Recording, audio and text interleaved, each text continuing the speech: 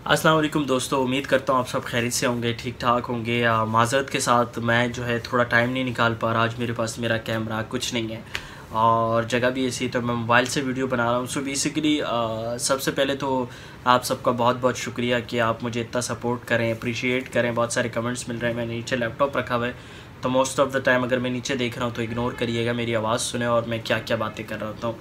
तो thank you तो आप सबका कर दिया है और मुझे सपोर्ट भी आप सब कर रहे हैं, मुझे अच्छा लग रहा है, बहुत अच्छा फ़ील हो रहा है।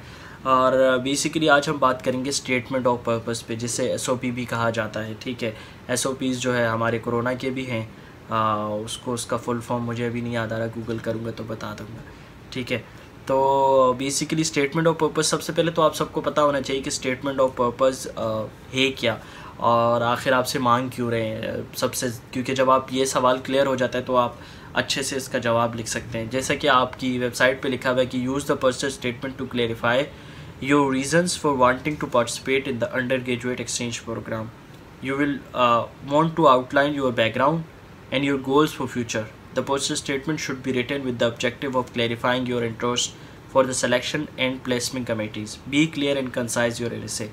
अब जब आप इस लाइन को देखते हैं कि जिसमें वो कह रहे हैं कि जो पर्सनल स्टेटमेंट है should be written with the objective of clarifying your interest for the selection committee and placement committees. ठीक है, अब इस लाइन में वो ये कह रहा है कि जो आप अपना स्टेटमेंट ऑफ पर्पस लिखेंगे उसमें आप ये क्लेरिफाई करेंगे कमेटीज़ को अपना बेसिकली उनका दिल आपने जीतना है कि हम आपको सेलेक्ट क्यों करें, आपके इंटरेस्ट क्या हैं, आपके हॉबीज़ क्या हैं, या फ्यूचर गोल्स और सारी चीज़ें उसमें आ जाती है। तो बेसिकली एक सिलेक्शन कमेटी होती है इसकी, वो छोटी कमेटी नहीं होती, बहुत बड़ी कमेटी होती है। बहुत सारे फ्लॉज में जो है ये गुजर के आपकी स्टेटमेंट ऑफ पर्पस तैयार की जाती है। तो इसमें जो है वो आपका इंटरेस्ट जानता है और सॉरी अजान हो जाए फिर बात। अच्छा, तो बेसिकली सॉरी माज़रत के साथ हम जो है थोड़ा सा नमाज अजान वगैरह का टाइम हो गया था। तो जैसे कि मैं बात कर रहा था कि वो बेसिकली जानना चाह रहे हैं कि आप में क्वालिटीज़ क्या हैं, आप यू ग्रेड को क्या पे पिक कर सकते हैं, इंटरेस्ट क्या हैं और इससे कम्युनिटी को क्या फ़ायदा हो सकता है। तो ये थोड़ी बहुत ऐसी चीज़ें हैं जिसका आपने ख़्याल रखना है और देखना है कि किस तरह सारी चीज़ें हो सकती है। तो बस मेरी आप सबसे गुजारिश ये है कि जब भी स्टेटमेंट ऑफ पर्पस में लिखें तो भूल जाएं कि आप किस जोन में, अपने उस जोन में आना है, बैठ के सुकून से लिखना है, कोई टेंशन ना हो, आपको बिल्कुल रिलैक्स हो कि आप अच्छे से लिख सकेंगे और अल्फाज भी बयान कर सकेंगे। तो मैं भी जब न्यू आइडिया या सारी चीज़ें हो रही होती तो हमें जो है एक रिलैक्स माहौल में, एक टेंशन वाले माहौल से निकल के सुकून से उसमें बैठ के वो सारी चीज़ें करनी। तो स्टेटमेंट ऑफ पर्पस लाइक इतनी बड़ी चीज़ समझ के ना लिखें क्योंकि बहुत सारे बच्चे ये होते हैं वो स्ट्रेस ले लेते हैं कि यार बस यही एक चीज़ है, इसी के साथ हमारी सिलेक्शन होगी। तो ऐसा किसी को भी नहीं पता कि आपकी सिलेक्शन किस बेस पे हो। तो आपने सारी चीज़ों को साथ लेके चलना है, बैलेंस करना है और सारी चीज़ें, तो परेशान ना हो। उसके बाद बारी आती है हमारे स्टेटमेंट ऑफ पर्पस के सवालात की। ठीक है, सबसे पहले जो सवाल है और सबसे पहले इस बात का ख्याल रखना है कि जब आप लिखना स्टार्ट करें तो आप ये ना सोचें कि मुझे 250 के वर्ड्स तक रहना है। पहले आप जितने वर्ड्स एक्सप्रेस कर सकते हैं, लिख सकते हैं, आप वही वर्ड्स लिखें। ठीक है, तो पहला सवाल है your self in terms of interest and personality. ठीक है, सॉरी कोशिश मेरी यही रहेगी कि मैं अपना पर्सनल एक्सपीरियंस शेयर करूं और ये बहुत इजी होता है। इसमें आपने ये नहीं देखना कि आपकी इंग्लिश अच्छी है या नहीं, पहले आप लिख लें। इंग्लिश आप ठीक करवा सकते हैं किसी से, इसकी इजाज़त होती है, बट प्लेजरिज्म की इजाज़त नहीं होती कि आपने किसी से कॉपी किया या किसी से लिखवाया। ठीक है, आप आइडियाज़ ले सकते हैं, उनके साथ बैठ के ब्रेनस्टॉर्म कर सकते हैं, अपने आइडियाज़ को और बेहतर कर सकते हैं, बट ये ना करें कि आप दूसरों के पास जाएं और लिखवाएं उनसे, तो अच्छा नहीं लगेगा क्योंकि आप इंटरव्यू में फ़ेल हो जाएंगे। तो सबसे पहले सवाल जो है your self in terms of interest and personality. सबसे पहले तो जो आपने इंटरेस्ट बताना है और आपकी पर्सनैलिटी कैसी है। From the very childhood I was very keen towards telling stories of others people. तो जैसे कि आपको दिख रहा है कि इसमें मेरा इंटरेस्ट भी नज़र आ रहा है और मेरी पर्सनैलिटी भी आ रही है कि मैं दूसरों लोगों की स्टोरीज़ जो है शेयर करना चाहता हूँ। तो ये मेरी एक लाइन होगी। तो मेरी पूरा एक इस सवाल का जवाब उसमें आ गया, बट इसको मैं फिर आगे एलिब्रेट कर सकता हूँ कि in school time I had an competition with different story tellers और इस तरह की चीज़ें। क्योंकि अब अगर मैंने आपको अल्फाज मतलब पूरी एसओपी बता दी तो आप सब ने वो कॉपी कर देना शुरू, बट मैं एक आइडिया दे रहा हूँ आपको अपने अल्फाज के साथ किस तरह आपने खेलना है और उसको किस तरह बेहतर करना है। तो इसमें जो है आपका इंटरेस्ट और आपकी पर्सनैलिटी ज़ाहिर होनी चाहिए इस पैराग्राफ में, कि बचपन से जो आपका टाइम है और अभी तक का जो टाइम है उसमें आपकी इंटरेस्ट क्या रही है और आपकी पर्सनैलिटी किस तरह रही है। ठीक है,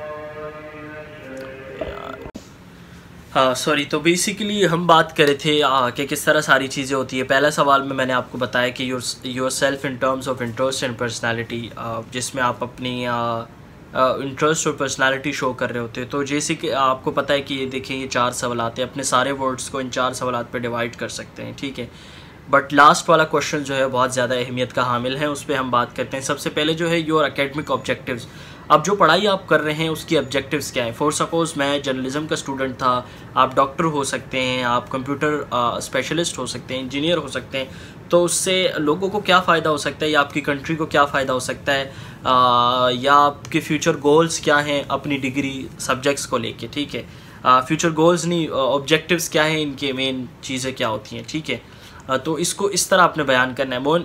वैसे इस सवाल में बहुत ज़्यादा फोकस नहीं होता, आप 2 लाइनों में से 2.5 लाइन में जो है इसका जवाब दे देते हैं, क्योंकि ऑब्जेक्टिव्स और गोल्स कहीं ना कहीं सेम रिलेटेड होते हैं। बट इसमें जो है आप जो पढ़ाई कर रहे हैं उनके ऑब्जेक्टिव्स क्या है, क्या उसकी ज़रूरत पड़ गई कि आप ये पढ़ाई करने लग गए। मैंने मीडिया स्टडीज़ इसीलिए ज्वाइन की थी क्योंकि मुझे मतलब वो जो अनहेयर्ड स्टोरीज़ होती हैं जो लोगों ने नहीं सुनी होती, मैं उसको फ्रंट पे लाना चाहता था। जो हम पश्तून फैमिली का एक पर्सपेक्टिव होता है कि ये किस तरह के लोग होते हैं, तो उसको मैंने बाहर लाने के लिए जो है ये जर्नलिज्म की जो वो पढ़ रहा हूँ। तो ये मेरे बेसिकली ऑब्जेक्टिव है। ठीक है, your goals in terms of your field study and personal development. ठीक है, जो आप स्टडी कर रहे हैं उसके गोल्स क्या हैं और उससे आपकी पर्सनालिटी कैसे डेवलप होगी। ठीक है, अब मेरी स्टडी के मेरे गोल्स हैं कि इन फ्यूचर मुझे अपने गांव जाके कोई स्कूल खोलना है, या इन फ्यूचर मुझे जो है पाकिस्तान की जो है बड़े सतह पे रिप्रेजेंट करना है, या मुझे पाकिस्तान के लिए कोई पॉजिटिव वर्क करना है।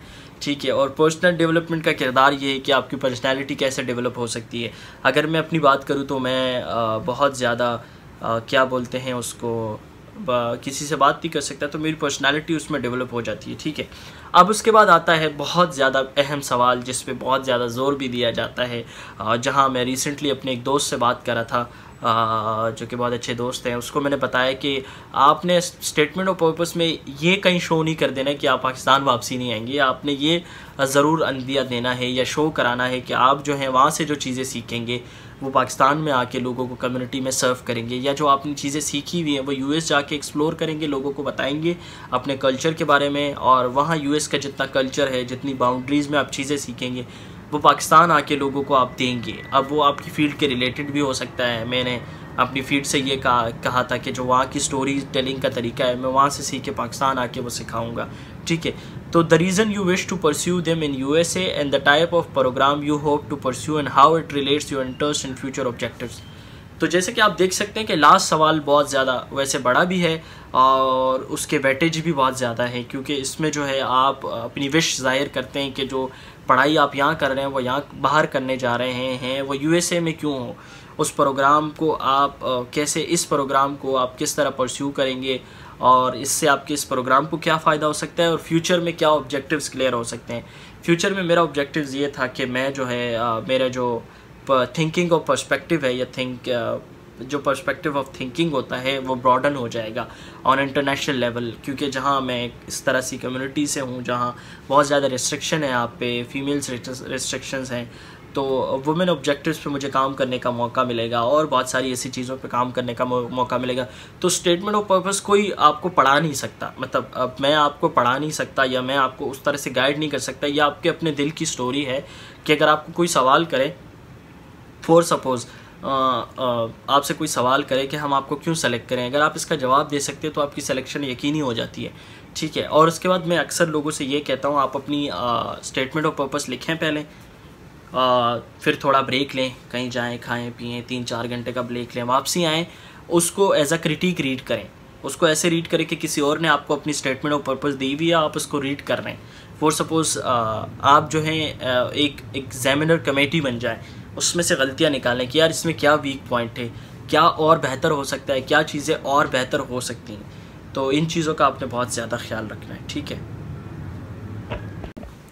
So thank you so much. और ये थी मेरी लिटिल बिट एक्सपीरियंस, और मैं कोशिश कर रहा था कि मैं इसको जो वर्डिंग टाइप में चीज़ें लिख सकूं और सारी चीज़ें कर सकूं, बट मौका उस तरह से नहीं मिल रहा था।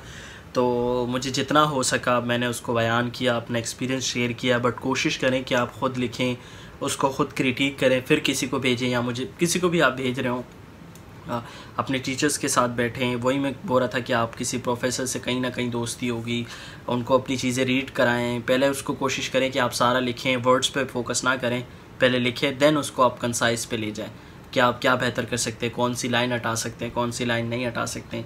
तो कोशिश ये करें कि स्टेटमेंट ऑफ पर्पस अगर रीड करें तो फ़ौरन किसी की भी रीड करें तो आप ब्रेक लें, 3-4 घंटे का 5 घंटे का ब्रेक लें, चलें फिर, ताकि उनकी SOP आपके माइंड में ना रहें और आप वही अल्फाज ना छाप दें। तो इससे बहुत सारे लोगों के चांसेस जो हैं सिलेक्शन के कम हो जाते। तो ये थी सारी चीज़ें, इन चीज़ों का बहुत ज़्यादा ख्याल रखें। गो के बहुत किरदार रहता है स्टेटमेंट ऑफ पर्पस का आपकी सिलेक्शन में, बट फिर भी आपने बहुत सारी चीज़ों का ख्याल रखना है। तो थैंक यू सो मच मुझे सपोर्ट करने के लिए और मुझे सुनने के लिए। तो मिलते हैं इंशाल्लाह। तो ये थी सारी चीज़ें। अल्लाह हाफ़िज़।